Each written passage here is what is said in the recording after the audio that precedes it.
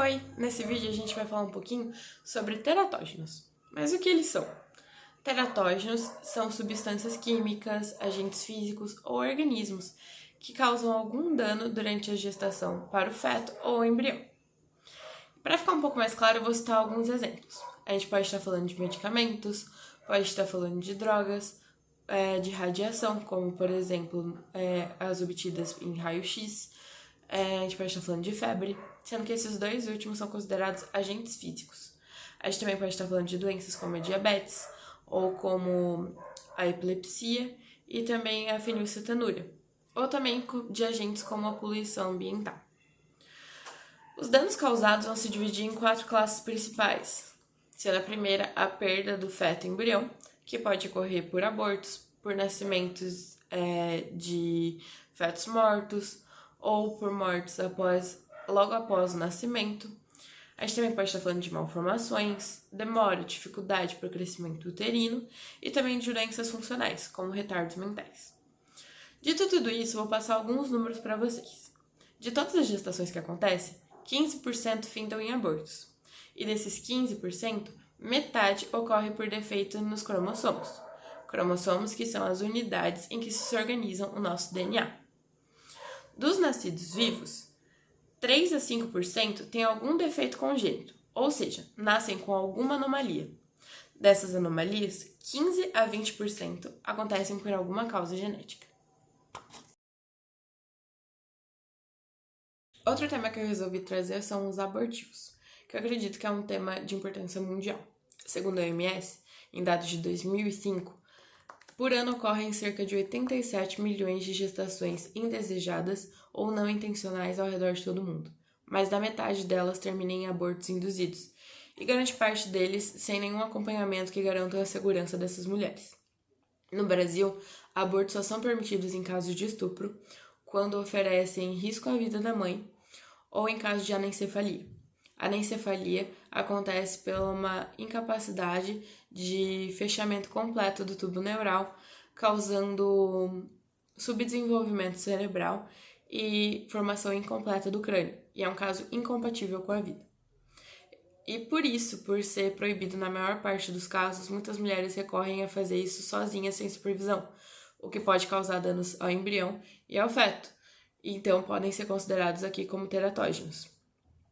Vou falar um pouco agora sobre os danos que esses medicamentos podem causar.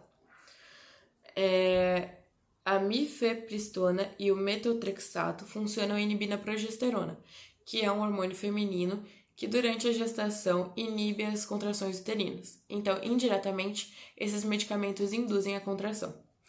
Já o mesoprostol, que é mais conhecido pelo nome comercial Cytotec, induz diretamente a contração da musculatura uterina.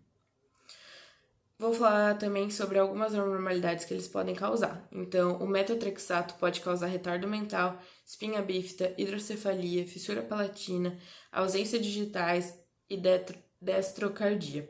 Já o Cytotec pode causar a chamada síndrome de Melbus, que é caracterizado por paralisia facial, antrogripose, hidrocefalia e hipotonia.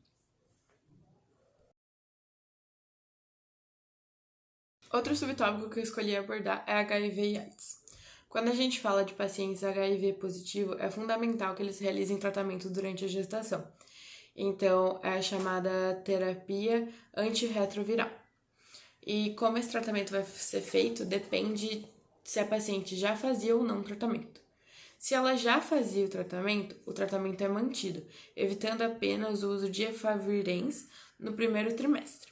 Se a paciente nunca fez tratamento com antirretrovirais, a gente pode dar início a esse tratamento, podendo esperar o primeiro trimestre passar, e ela pode usar até 3 drogas. E o tratamento para o HIV durante a gestação é fundamental para que a gente não tenha a transmissão direta para o feto. Por último, eu vou falar sobre o aconselhamento pré-concepcional e o diagnóstico pré-natal. Como eu falei no início do vídeo, muitas gestações não são planejadas, e por isso é fundamental que alguns tópicos de aconselhamento sejam trazidos em todas as consultas de mulheres em idade fértil. Dentre esses conselhos, é importante a gente falar sobre o uso do álcool, sobre o uso do tabaco e drogas, e também sobre a orientação correta sobre o uso de métodos anticoncepcionais.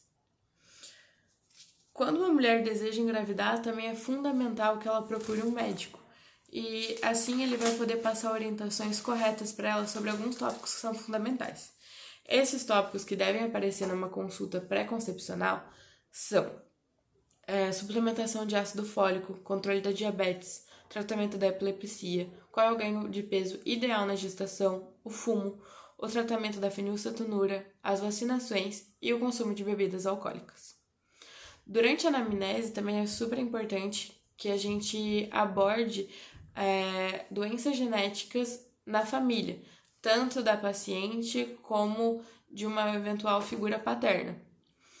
Isso porque assim a gente pode identificar quais patologias hereditárias essa criança pode vir a ter.